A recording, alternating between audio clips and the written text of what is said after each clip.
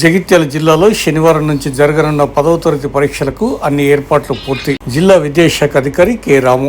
జిల్లా మొత్తం మీద 68 పరీక్షా కేంద్రాలు, 12,964 మంది విద్యార్థులు పరీక్షలకు సన్నద్ధం. జగిత్యాల జిల్లాలో 10వ తరగతి పరీక్షలకు సంబంధించి అన్ని ఏర్పాట్లు పూర్తి చేయడం జరిగిందని జిల్లా విద్యాశాఖ అధికారి కె రాము వెల్లడించారు. శుక్రవారం మధ్యాహ్నం ఆయన 10వ తరగతి పరీక్షలకు సంబంధించి వివరాలు వెల్లడిస్తూ జగిత్యాల జిల్లాలో మొత్తం 12,964 మంది విద్యార్థులు పరీక్షలు రాయనున్నారని తెలిపారు. 68 పరీక్షా కేంద్రాలు ఏర్పాటు చేయడం జరిగిందని, ఇందుకు గాను 68 మంది డిపార్ట్మెంటల్ అధికారులు, 68 మంది చీఫ్ సూపరింటెండెంట్లు మరియు 5 అదనపు డిపార్ట్మెంట్ అధికారులతో పాటు 4 ఫ్లయింగ్ స్క్వాడ్స్ ఏర్పాటు చేయడం జరిగిందని వివరించారు. అలాగే ఇన్విజిలేటర్ నియామకంతో పాటు అవసరమైన అన్ని ఏర్పాట్లు పూర్తి చేయడం జరిగిందని వివరించారు.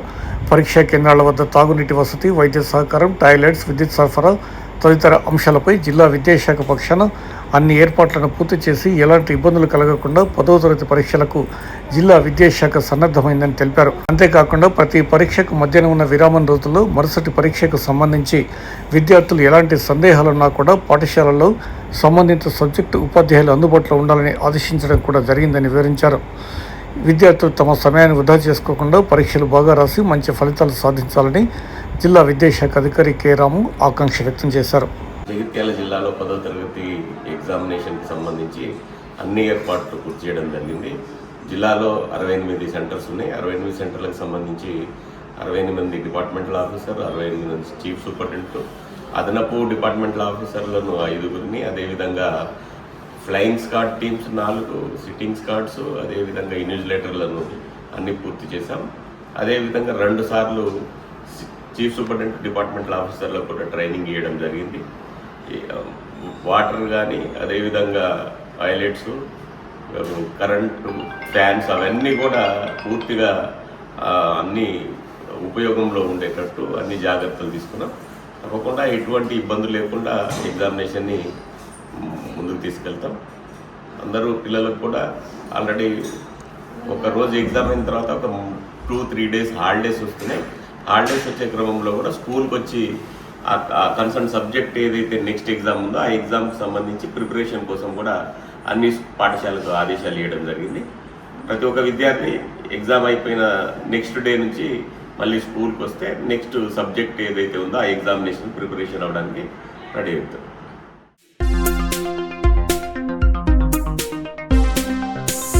తిప్పన్నపేట గోపాలరావుపేట గ్రామంలో హనుమాన్ ఆలయంలో శనివారం హనుమాన్ విగ్రహ ప్రతిష్టాపన సందర్భంగా పూజా కార్యక్రమంలో పాల్గొన్న ఎమ్మెల్యే.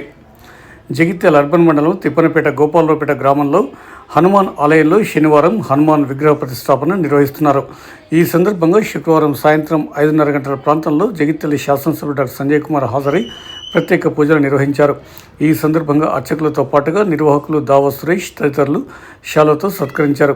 ఈ కార్యక్రమంలో జిల్లా కాంగ్రెస్ పార్టీ అధ్యక్షులు గాదంగి నందయ్య, మున్సిపల్ చైర్పర్సన్ సమీళ్లవాణి, మున్సిపల్ మాజీ చైర్మన్ జ్యోతి లక్ష్మణ్, సర్పంచ్ దావా తిరుపతి, మాజీ సర్పంచులు రౌతు రాజలింగు, రౌతు గంగాధర్, మాజీ ఎంపీపీ ములాసపు లక్ష్మి, ములాసపు మహేష్, శేఖర్, గంగారెడ్డి తదితరులు పాల్గొన్నారు.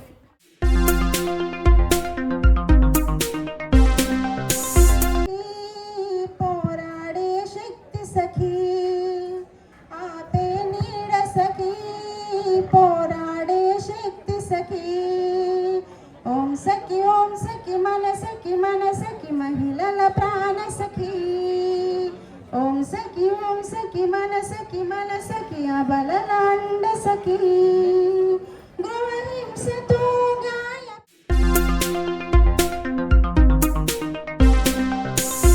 కూడా ఏదో ఒక రోజు మాత్రమే ఆ మహిళా దినోత్సవం అని చెప్పేసి జరుపుకోవడం కాకుండా భారతీయ మహిళలందరికీ కూడా ప్రతిరోజు కూడా ఉమెన్స్ డేని, ఎందుకంటే మాతృదేవోభవాన్ని సంబోధిస్తాం కానీ పితృదేవోభవాన్ని ముందుగా మొదలు పెట్టాం. మనం తెల్లవారు లేచి తల్లి యొక్క పాదాలను ఇంకా ఇప్పటికీ ఈ రోజుల్లో కూడా ఆశీర్వచనం తీసుకునే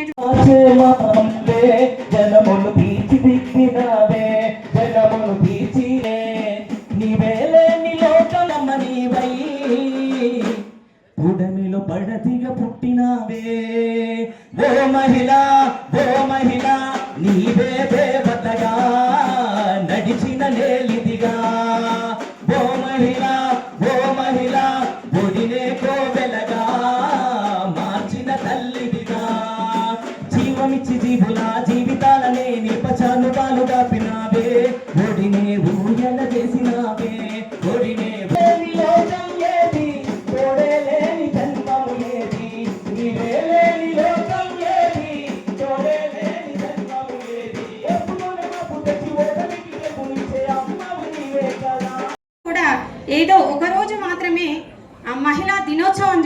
జరుపుకోవడం కాకుండా భారతీయ మహిళలందరికీ కూడా ప్రతిరోజు కూడా ఉమెన్స్ డేని, ఎందుకంటే మాతృదేవోభవాన్ని సంబోధిస్తాం కానీ పితృదేవోభవాన్ని ముందుగా మొదలు పెట్టాం మనం.